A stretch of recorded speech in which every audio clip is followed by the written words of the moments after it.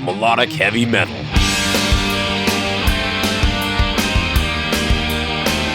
Playing it heavier, louder, raunchier, faster. This is the Signals of Intuition.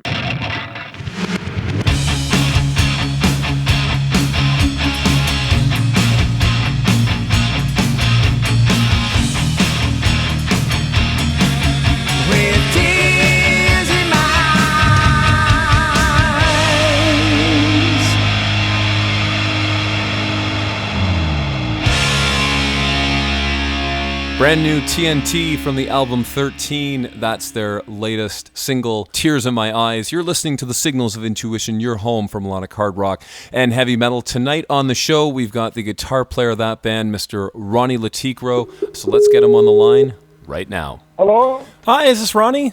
Yeah, hi. Hey, Ronni, it's Brandon calling. How you doing? I'm doing fine. How are you? Oh, good. You just in the middle of doing a whole bunch of interviews today? Yeah, I did quite a few, but I'm ready. Oh, awesome. So when I do these, I always like to start at the beginning of you as a musician and then kind of work our way up to the new record. So I guess going back to the beginning, where did you grow up and how did you get started in music?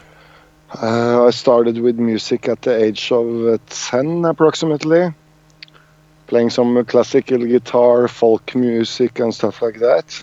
And then gradually, I had some lessons, and actually the first stuff I studied was John McLaughlin, jazz guitar player, when I was 14, I think. So I can't remember anything else than playing guitar. Yeah, sure. Who were some of your big early influences? I know you mentioned McLaughlin, but I know you're a big Beatles fan. Who else were you really into as you were getting started? Frank Marino and the Mahogany Rush. Definitely. Oh, there's a Canadian guy, yeah. Yeah, big influence on me. And when we talk about Canada, I would say a lot of bands in Scandinavia were influenced by Canadian bands and British bands, like Rush and Saga, stuff like that. Actually had a big impact on TNT, especially Saga. The way the guitar playing was brilliant. The way he orchestrated the guitars and everything. Yeah, even listening to the two bands, you could definitely hear a bit of an influence and similarity for sure between the two bands. Definitely. So how does that eventually grow into the band? Like, were you guys all high school friends, or how does TNT come to get started? I had a band prior to TNT from 77 to 82 called the Rockfire. And that band, we went into kind of a battle of the bands competitions, and my band won when I was like 16, 17, and so TNT and the other guys came from similar type of bands. We were really young, so TNT consisted originally from 4 different bands that we just met to try to make a project, and suddenly it was the main project. And then I know, like, early on, you guys had, on the first record, you had a pretty decent hit with Harley Davidson, right? Yeah, it was okay. This was 1982 or 83, but I recall that we got quite some interest from Britain, especially. And then, so you guys have a bit of interest. How then does Tony Harnell come to join the band? Because, it wasn't like it was the internet back then. It wasn't like you could just kind of solicit demos from people. How did you guys get in touch with him? We got a demo from a manager on Long Island called Joel Peskin that kind of sent a demo with Tony Harnell with his band, The Jackals, doing cover songs, Judas Priest and stuff like that. It was just something that hit us immediately with that voice. And originally it was Gary Barden from Michael Schenker group that was going to join the band. Really? I never knew that. So last minute we decided to go for Tony, and yeah. This history was made, huh? Now I got a question for you. I know I think it was your first 4 albums you did with Bjorn Nezzo. Yeah. Tell me what it's like working with him as a producer. Like, is he very hands-on with the music, a lot of pre-production, a lot of writing with the band, or does he kind of work more like an engineer and just kind of sit back and let let you guys do your thing. I think for the albums he did for TNT, he was, he was the Scandinavian Robert Mutt Lang. So he really went into the pre-production and developing some of those sounds and the direction.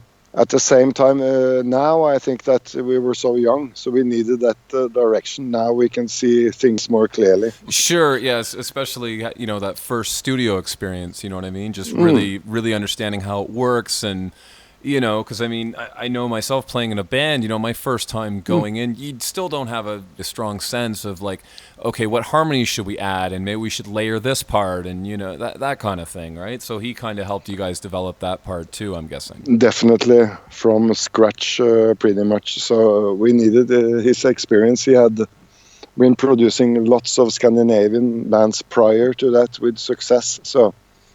And I mean, he was a big part of creating that, that initial TNT sound that you can still recognize, right? So. Now, I know with Harnell being American, how was it touring America in the 80s? Like, was that your first time coming to America? Was it when you toured for, I'm guessing it would have been in 87, 88 probably, eh? I pretty much moved to America in 84, so I lived with a fantastic family called Eichen. Bob Eichen and his mother for, I believe, from 85 at least until 92. So I saw American, middle class from the inside and, really related to American lifestyle. That was a great lesson for me. So, did the whole band move over in the mid 80s? Or was it just you? We did, it was pretty much me that kind of stayed on the ship and I loved it. I got so many friends there, and I really adapted even into the political differences, right? So it was quite a fantastic time. And so it's you and Harnell living in the States, and then the other two guys living back in Norway. Is that? Yeah, pretty much. Yeah, pretty much. It was like that for I think 7-8 years. Of course, Tony spent a lot of time in Scandinavia too. So we went back and forth pretty much all the time. It's funny because it seems to be a really interesting way to work, especially at that time, because there wasn't, there was, again, no internet, so I'm guessing a lot of phone calls and trying to work all that stuff out too, eh? Yeah, it was one hell of an expense. Can only imagine. Now, speaking of producers on Realized Fantasies, you guys, changed it up a little bit, and you went with Rick Wake, who's won, multiple Grammys and so forth. And how does he compare with Bjorn as a producer compared to Rick? I would say 5%. 5%. So do you feel like he wasn't very hands-on, or they were very close, very similar to each other? I don't think he saved that album. To be quite honest, to me, it was a guy called Tom Yetzi that also became quite a skilled producer. So he stepped in and really saved that album because he went to Norway and we kind of re-recorded, I think, 70% of that. Oh, really? Oh, okay, so Rick was there initially and didn't really help you guys through. Interesting. No, he was okay. I won't put any blame on anyone, but it was initially his engineer, Tom Yetzi, that kind of saved the album and stepped in. And then later, the guy, we had to get Gary Lyons in, sure. which, produced the Queen stuff with Roy Thomas Baker. So he came in at the end of the production to beef it up. So that was the hardest album I ever did. Still, I don't listen to it. Right. Now, with that too, like, how did you guys come to work with him? Because you guys had big success, obviously, working with Bjorn. Was it just that he was American, or was it the label pushed you, or what? I can't recall quite what forces that made us change, but it was a stupid move, I can tell you that. Sure. Yeah, it just didn't seem to work. Now, you said in 92 you moved back to Norway. Was it just the band had broken up by that point, or was there plans to move it forward? Because I never really understood why the band kind of imploded. Was the album a large part of that? Was working on Realized Fantasies? I think I was, at the time, I was pretty much done with TNT. Tony had left the band on the tour in '92 in Japan. And I had a new band going called Vagabond. So Yep. So I started working on that and pretty much kept focus on that for 4 or 5 years. Which was a necessary musical move for me to. At the time, I didn't feel that TNT had anything to offer. Sure. I mean, I know, for one thing, music was changing quite a bit, at least popularly. Yeah. But I mean, because it's funny, because even listening to those Vagabond albums, I mean, I'm a big fan of Yorn as well, so I know those albums. Great. Thanks. They, yeah, and it's funny because there is still, I mean, being sort of half of TNT already with you and some of the other guys in the band, but you can still hear a lot of TNT in those albums. It kind of just reminds me of sort of, the next step for TNT with a new singer almost. Definitely, and it was sweet times. We just created that type of music with no. We're not thinking about consequence, in the markets, or because you're at that age too. So yeah, you're just kind of starting. Now, here's a question: How did you meet up with Yorn? I found Yorn in a small club in my hometown, and he was singing the Purple song "Lazy," and I was sitting there with Tony Harnell. Because we were partying that night, so we went to this club, and he was singing in like a local cover band, and I was thinking, Jesus Christ, right? Yeah, no kidding. Yeah, it's like that. And I was thinking, man, I haven't heard a guy like that even in LA or anywhere, right? Since fucking Sammy Hagar and Ronnie James Dio, and I think I was right historically. I was right, wasn't I? No, of course. Of course. Well, it's the thing. I mean, you've worked with some amazing singers over the years. You really have. Yeah, I think I pretty much initiated the work where they're at now, if I dare to say so. Right. Oh, absolutely. Right. I mean, Harnell and everyone else growing out of that. Now, a couple years later, you produced the Snakes album. Tell me about that record. That's an album I really love too. I didn't even know you produced until I was doing research the other day. I was like, oh, he was involved with that one too. Yeah, that was a fantastic session with Mickey Moody and Bernie, and I think that album almost sounds better than some of the Whitesnake material. Sure. And he sings like a god, and I think we recorded it in like a couple of weeks' time, and it was winter time. That was done in Norway, I'm guessing, right?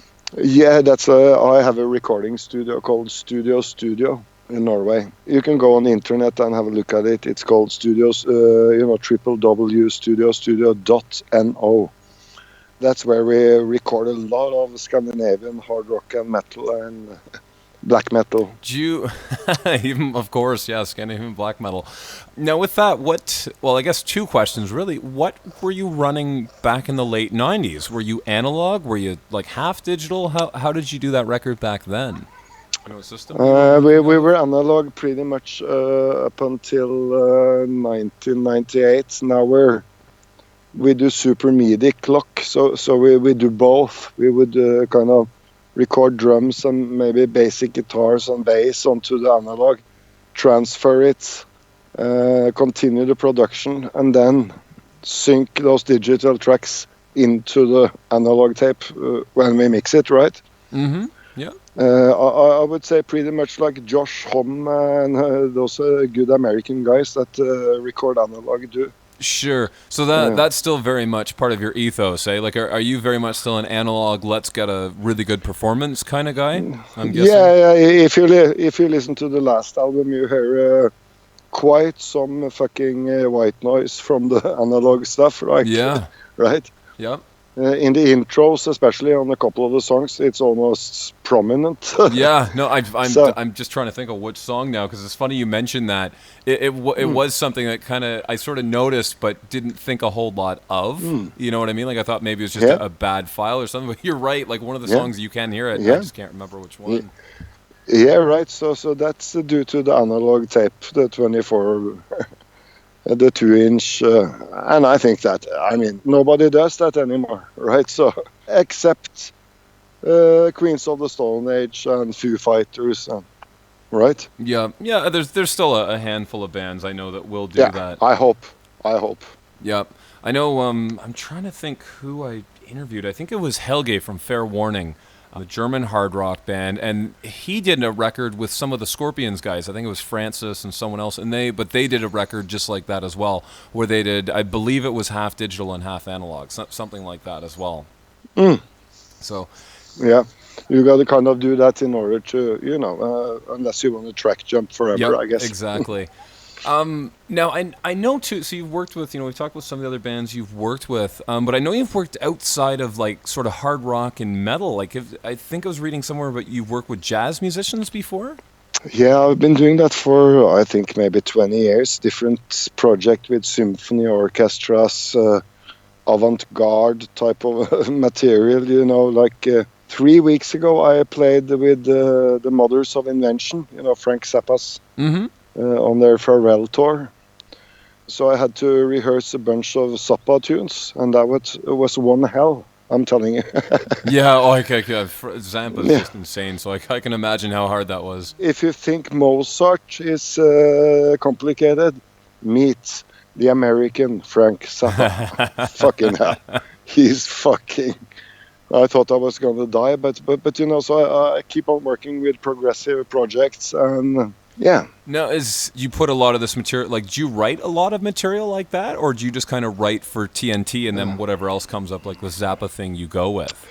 I've been writing for symphony orchestras and pretty much all the projects, so, but I'm like, I'm the, what should I say? I'm the hidden champagne glass in a dirty sink, right? That's a great way to put it. So let's, we're kind of talking studios anyways, let's talk gear. What do you run live? Are you using Kempers? Are you old school with your amps? What are you playing through these days? I use 2204's 50-watt Marshalls, the same ones I've used since I was 18. Do you run a lot of pedals live? I use the same pedals I used when I was 18. It's a Boss Overdrive and a Boss Flanger, and a Boss Chorus and Ibanez Vava pedal. Mm-hmm. And then I use a Roland tape echo machine to kind of boost the signal from that stuff into the Marshalls. And so I've never changed. I always carry these amps since I was 18. I'm going to be 55. So funny, I'm very much the same kind of guy. Right. I keep it pretty basic when I play. I'm just like into an amp and maybe one or two pedals in between, but that's about it. Otherwise, it seems like the fingers disappear, right? Yep. So something like that. And I'm also a big fan of Joe Walsh's approach to guitar sound. What is his? I'm guessing pretty basic. It's pretty basic. It's about the fingers and straight into some good amp, I guess. Maybe a distortion and overdrive or I think it's very basic from what the pictures I've been seeing. Yeah, but I mean, for him, it definitely works. It's like that's his sound. You hear him and you can just pick him out of a crowd and go, "That's Joe Walsh." Yeah, he's fantastic. So I guess let's talk the new record. Take me through sort of the last 5 years or so of the band, because you guys had Tony Mills leave, and then Harnell comes back, and then after a year Harnell leaves. And what I've always kind of did when Harnell left the first time a couple years ago, was there plans to bring Mills back, or did you guys try to find a new singer, or did you just leave it to rest, or what sort of happened in between a few years ago? Well, then the first time, Tony has been quitting the band a few times, but that time I think we pretty much went straight into the studio, started making our own ideas based on what we had experienced the last 10 years without Harnell. Mm-hmm. Then he came back on board, and we wrote some songs together, and I think at a pretty early point we found out that we're going into different musical directions here, right? Sure. But I think now we speak every week, me and Tony, and it seems like it's a pretty good vibe. I think I set him free in many ways. Sure. Yeah.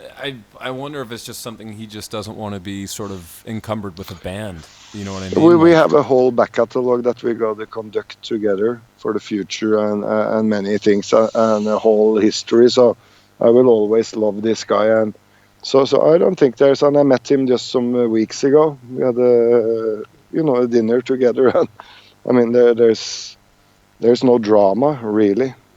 Right. It's just kind of you're just both in different places right now, kind of thing. I feel so. Maybe one day. Yeah. The sun will shine. Do you think, like, even if, let's say, he doesn't rejoin TNT, like, let's say he's just decided that part of his life is over, do you think there's a possibility of you guys maybe ever working together, like maybe doing a album, you and him, something like that? Or that's a good question, because that would be the only thing we would consider, doing a kind of a page plant type of thing, where both of us has the musical freedom to explore this world music and all the stuff we want to do. It will be hard rock based, but there are some limitations to the format, right? Of course. So do you know, like, is he still active in music? Do you know, like, does he still? Because I know years ago when he was out at TNT, he was doing like solo shows and that kind of thing. Is he still involved, or is? No, to me that's kind of strange that an American journalist asked me that, because I thought he was quite out there telling what he's doing, but what I know he's doing now is that he's doing his Starfire, I think it's called. Oh, he's back with that project. Okay. Yeah, so I think he's working with that. Other than that, I don't know what he's doing in America. Sure, fair enough. Yeah. So, I guess sort of back to the new record. First, I've got to say, I really, really enjoy it. Well, thanks, new mate. Singer. How do you say his name? Is it Bowell? Yeah. How do you say it? Right on.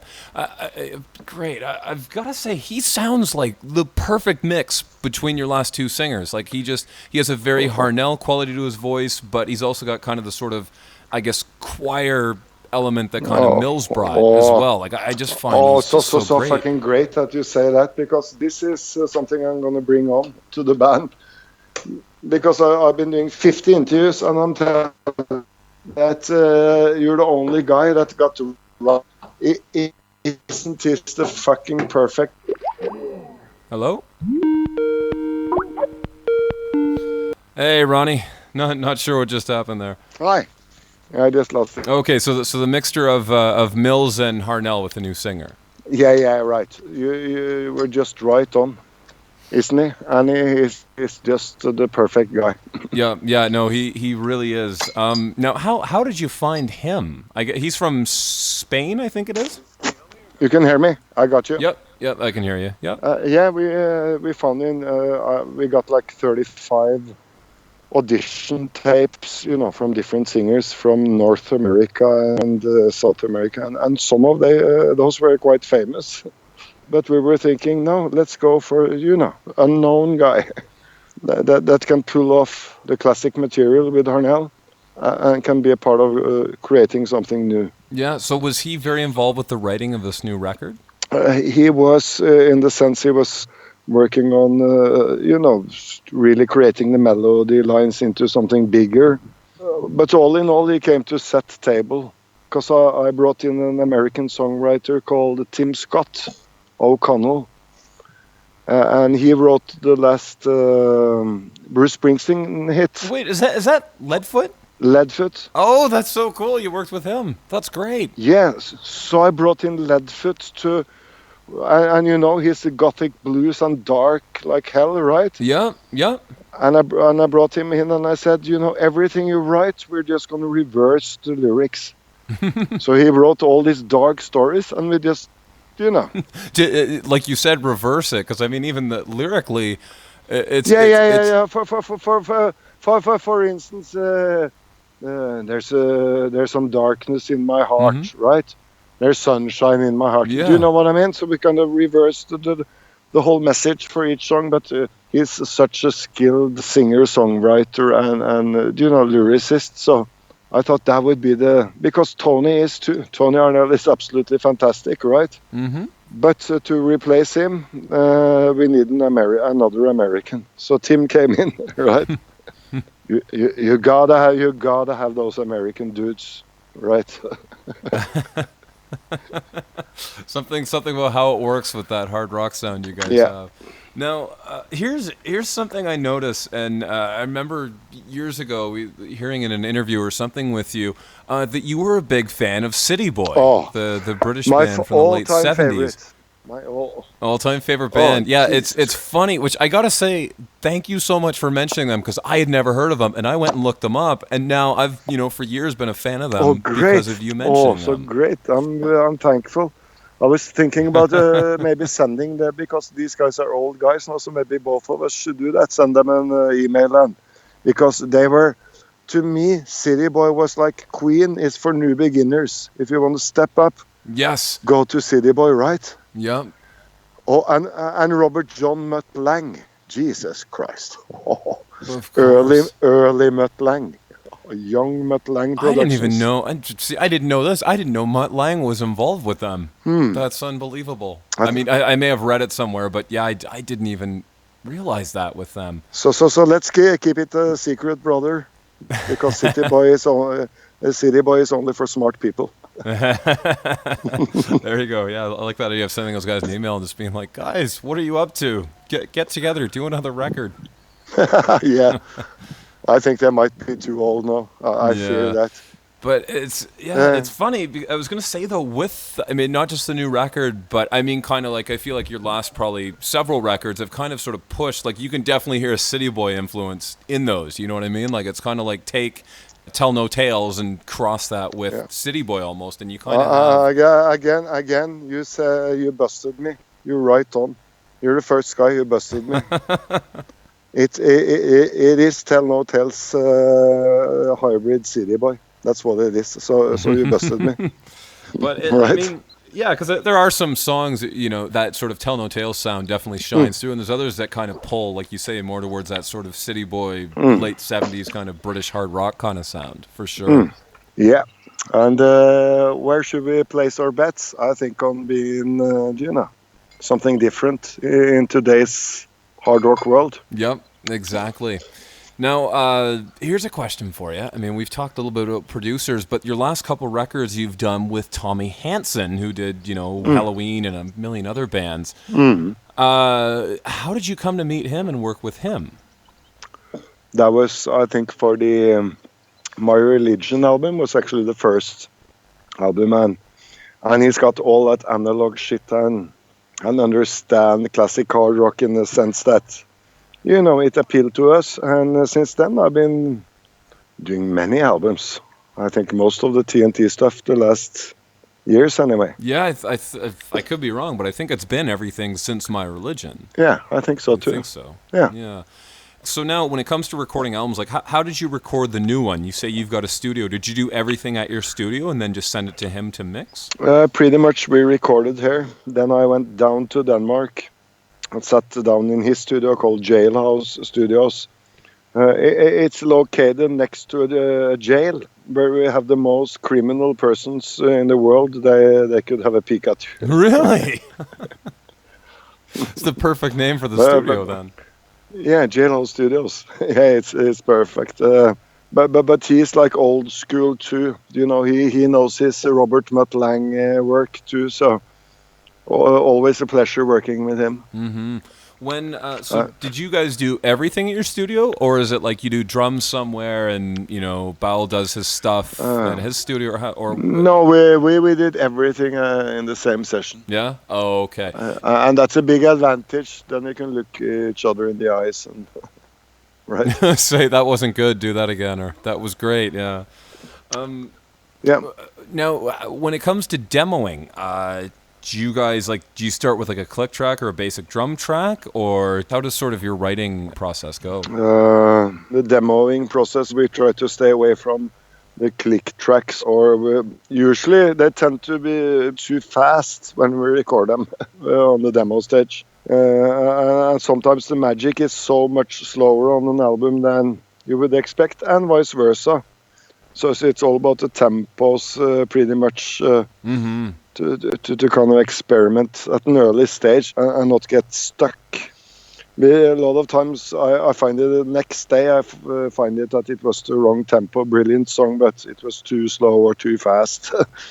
So Right, that's one thing I've noticed too. I mean, you can take a song and literally speed it up by just a few beats per minute, and that can totally change the feel of a song. it's amazing. It's, like two or three BPM you think would not matter, and then you change the song just enough, and it's like there's something, like a little bit slower, and the song might drag a little bit, Yeah. and you add two or three, and it's like, oh, there we go. Yeah, well, and sometimes opposite, right? You just feel it's just pushing a little bit too much forward, and then when you just lock it in 3 counters or something, smack, it's in. I think a lot of musicians experience that. And then now, so tell me this, Ronnie. So you guys have the new album out, 13. What can we expect in the future from yourself and the band? Like, do you have another solo album in the pipeline? Are there plans for another TNT album or live DVD, anything like that? I would say that this production had such a high cost, and you can kind of hear it. So I can't promise any more TNT music, but I'm working on a new solo album called Journalist, coming out 2019. Oh, okay, so yeah. And some album project, but I can't promise. It's been 8 years since the last one, but if the fans, if the gods are with us, like we're talking about health and stuff like that, where we're getting older. But if the gods are with us and the fans, are curious about the band they used to love from their teenagers and on, then we might continue.